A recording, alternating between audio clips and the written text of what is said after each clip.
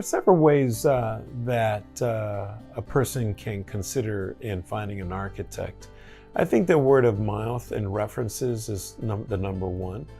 The other way to be able to find out about an architect is really through visiting their company website.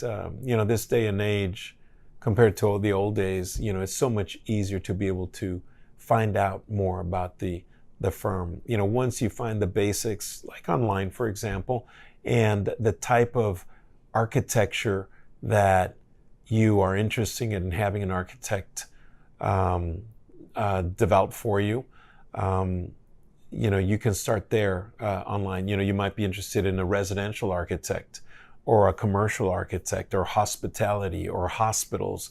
There are just so many ways. If you were looking for an architect in the residential area, where Development One is not your guy, because we focus on mission critical facilities. But there's a lot of great architects out there that focus on residential. And I think that starting online is the first place to look for one. From there, to interview them, to stop by their office, to visit with them, to be able to consider what the personalities are like.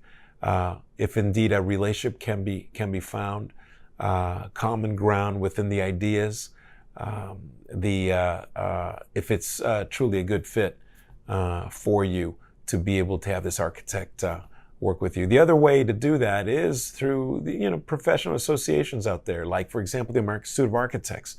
American Institute of Architects is a professional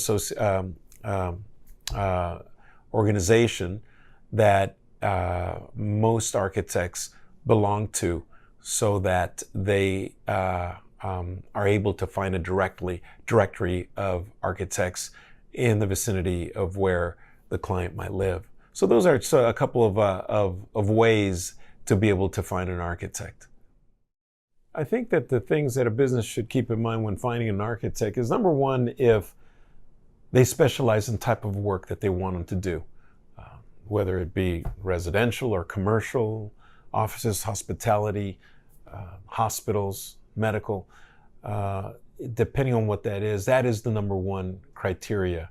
Number two is if they are able to get along, if it's a good fit, and also if the architect is within the area or the vicinity, or they're easy to reach, because obviously you don't want an architect commuting from long distance, because that's going to cost money too. Those are the first items that come to mind in considering and hiring an architect. I had this client come by my office to interview me, and I'll never forget when I asked him why they picked us. And he said, because I loved how clean your office was. And, in a certain way, it is important to consider that, because the way the office looks is going to be a reflection on how they're going to do their work. If you got a sloppy office, perhaps not 100%, but it's conceivable that the product could be pretty sloppy as well. So those are things that you can consider in hiring an architect. The first place where you should start is with Consumer Affairs to see if the architect is licensed, and then from there to be able to see if he has any demerits or if he has been suspended for any reason and what those reasons were. That is the first place where a person should consider checking the references of an architect. The other way to check on the references is when you see their criteria or their profile or their brochure on their qualifications. Don't be afraid of asking the architect for references on specific projects. Ask them if you would mind giving you the names of several clients that could possibly give a reference. Perhaps asking them for written references is another way.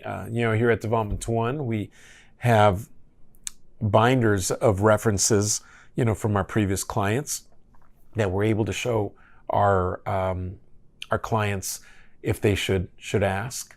The other way of finding references is just going online. It's amazing. A lot of people are using this website called Glassdoor. Everything from employment practices to employees, if they're happy or not, and any comments or references on that one company. I think everybody's getting references through Glassdoor. It's as simple as that to be able to get information on that company.